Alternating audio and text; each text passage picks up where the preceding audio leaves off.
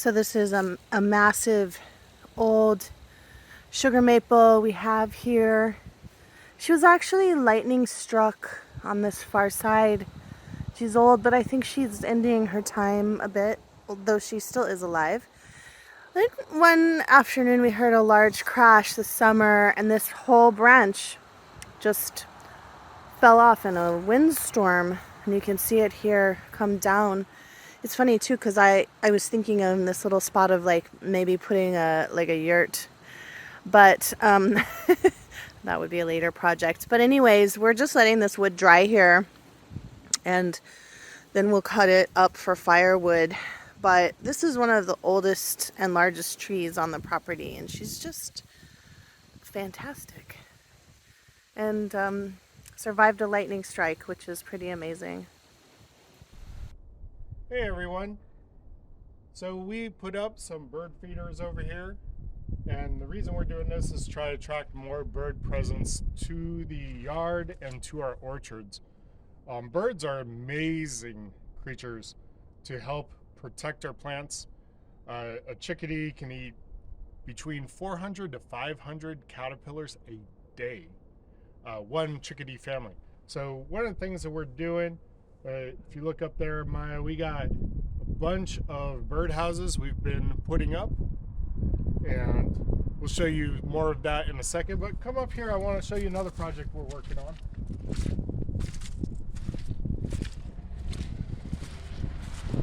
right here, we've got a guild we're beginning. We got elderberries and we got raspberries that are starting up. We're probably going to plant in some more comfrey. We're going to plant in a bunch more herbs in here. This is going to be a little guild here on the hill.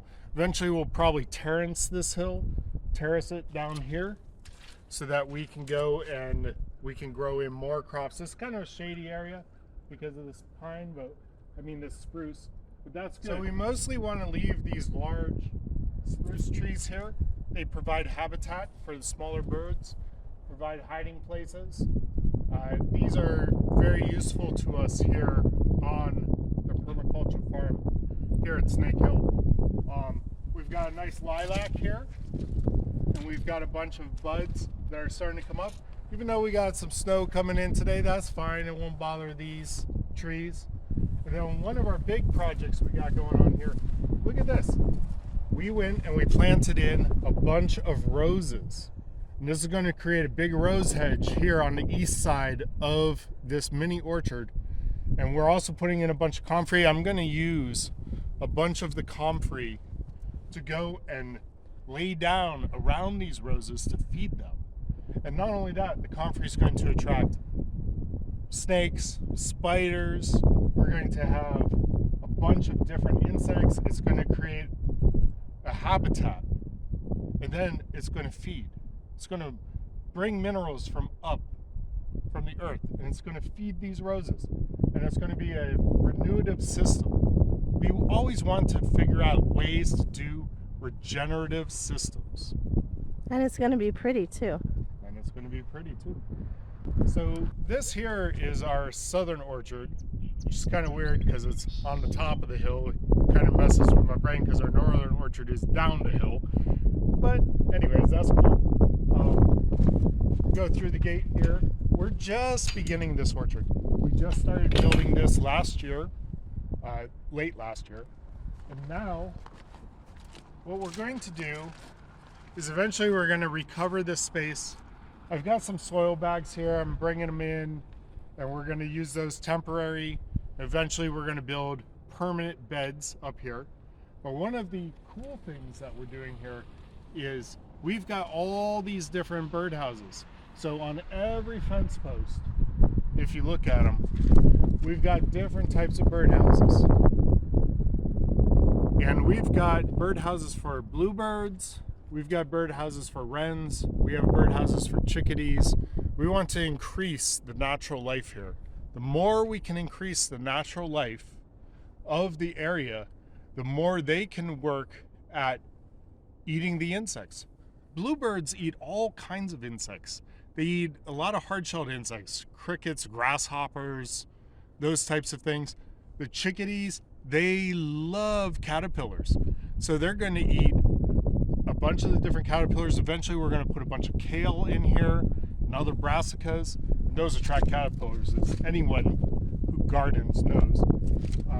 They're going to go and eat a bunch of those different things, and they're going to go and also keep our trees free of things like tent caterpillars or other horrible caterpillars that would go and destroy our orchard crops. We have this tight with the orchards, but the reason we have that is these are all dwarf trees. They're on dwarf rootstock. So we have them close together. They're going to create maybe 10-foot tall trees. We want them that way. We want to be able to pick from them without using orchard ladders. We want a tight, neat area. And then we're going to be also planting in, we've got hazelnuts, we've got raspberries and blackberries. We're going to be putting in gummy berries for nitrogen fixing. We've got sea berries for nitrogen fixing. We're going to be adding in as many different crops and make this an extremely diverse space. This is just the beginning. This is year 0 for us. We have just started these orchards. I can't imagine what this is going to look like in 5 years. So here we are at the North Orchard. It's another micro orchard. We've got a bunch of dwarf fruit trees. One of the things that we're doing here, we've got a male sea berry here, and then we're going to put in more sea berries. Sea berries are nitrogen fixers, and they also provide a high antioxidant fruit. The male is needed to pollinate females. So this one male sea berry right here will pollinate other sea berries that we have throughout this orchard. And we're really looking forward to gaining a bunch of these bright, almost citrus-like berries that we can use in place of citrus here in a temperate climate. Again, we have gone and we've ringed the orchard with birdhouses all about us here so that we can try to bring in more beneficial birds to be working. These are all newly planted. We just started this orchard this year. Here we have a peach. We've got some lake effect snow, and we're going to get snow probably the next week. And what we're doing here is we're building a little tent. This peach started going and coming out early. You can see all of the green on the plant. Well, we want to protect this from the cold and see if we can get this tree established before it freezes and whatnot. So this year we're going to baby it. We're going to see later years if this particular species doesn't work here in this climate, then we'll replace it with something else. But this year we're going to try to baby it, and we've got some slate and some cold cloth to go and hold it for this year. Other than that, this is one of the neat trees that we got here. I really like this. This is one of our umi plums. I don't know if you know about umi plum, but umi is a Japanese plum, and we will go and we will salt and ferment this once we start getting umi plums off this, and they will store for years and years and years, and they provide a great health benefit. So we're looking forward to this tree producing a lot of plums for us in the future. Hey everybody. So now what we're working on are our shiitake logs.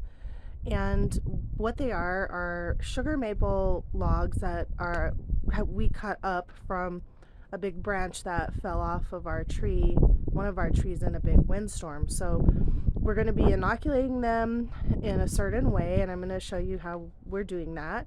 And then once they get colonized, we should expect shiitake flushes for up to the next 8 years. And we love mushrooms. They're delicious, and you know, that's just another renewing food source here on our permaculture homestead. So we're very excited. I'm gonna take you along and show you. All right, So we're going to use this special bit here. It only goes so far into the log. This is going to be able to give us our plug. I'm using an angle grinder, which allows us to grind it into the log. So, like this.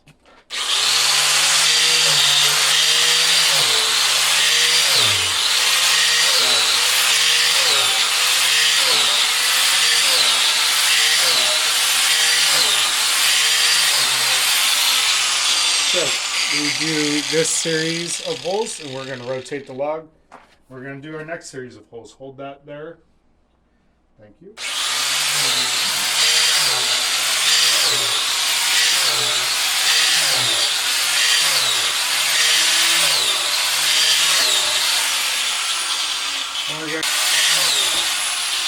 I've tried to use a drill before with this angle grinder. That's the key.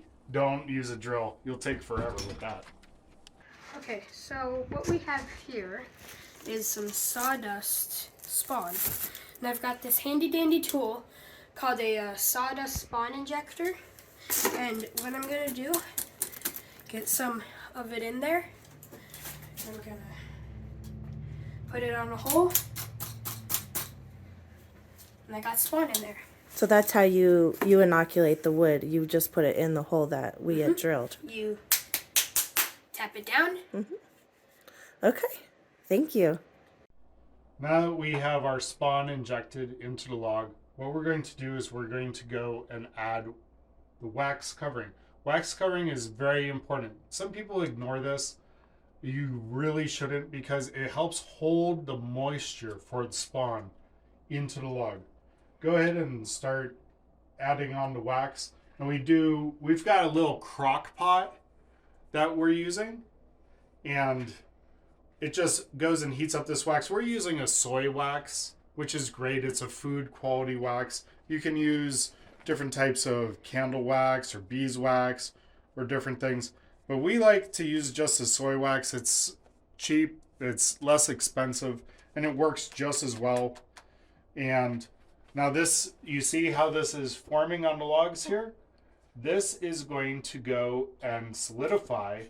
And what this is going to do, it's going to hold that moisture in. So that spawn is going to go and it's going to colonize this log.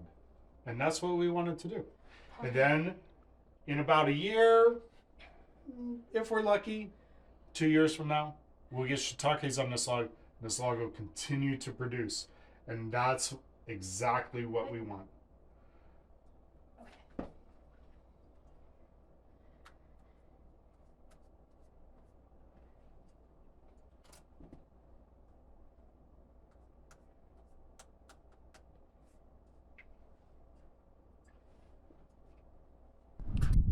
So here we can see our mushroom garden and it's going to grow. So these are totems that we've created. These are all inoculated. The ones over here, these are all oysters, and they've already started flushing this season, so we know that those work. And then the ones over here are our shiitakes. Those have not yet started flushing, although we do know, and I've shown before, but I'll show it again, we do know that the mycelium has colonized this log. So that's a good sign. And I know shiitakes are a little more finicky than oysters. Oysters are voracious, and if you choose to grow oysters, they're probably one of the easier ones to grow, but I would suggest growing them in a garage or outside, because they can colonize your house and eat your wood. So you don't want to do that. They're that voracious, but they are easy to grow. We've had great success with them. So we will be adding more to our mushroom garden. Very, very exciting.